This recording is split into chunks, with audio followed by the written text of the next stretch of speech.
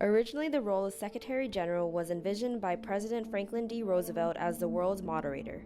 This position is the world's most reputable intermediary.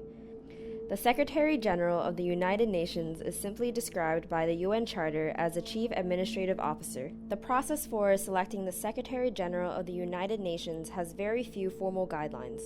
Ideally, the process for nominating a candidate for the 5-year term should be completed at least a month before the change of power. Furthermore, Article 97 of the United Nations Charter stipulates that the UN Security Council is the body entitled to recommend a candidate.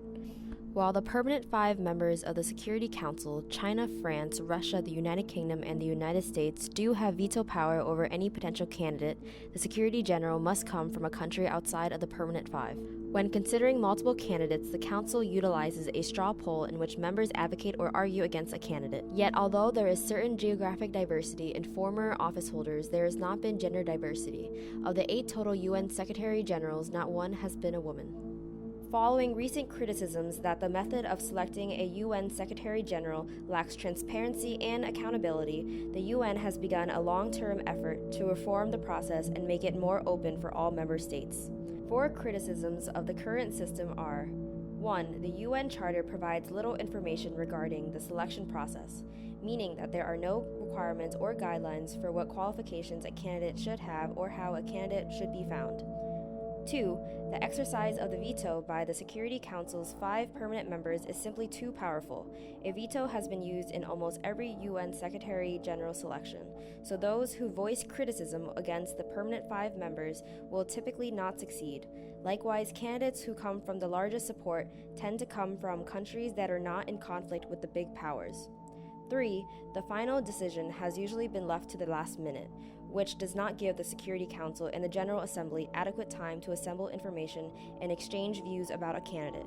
Lastly, the process is not publicized. There are no public records of consultations or votes, lending further credence to the idea that the selection is less than democratic. The letter written by General Assembly President issued on December 17th plans to reform the selection process by encouraging transparency and promoting gender equality.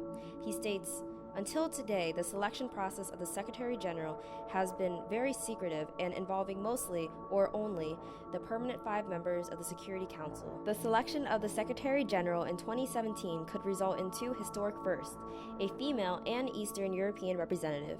There have been repeated calls for a woman to be named Secretary General from Women's SG and UN Women Division, as well as growing criticism that an Eastern European has never held the position."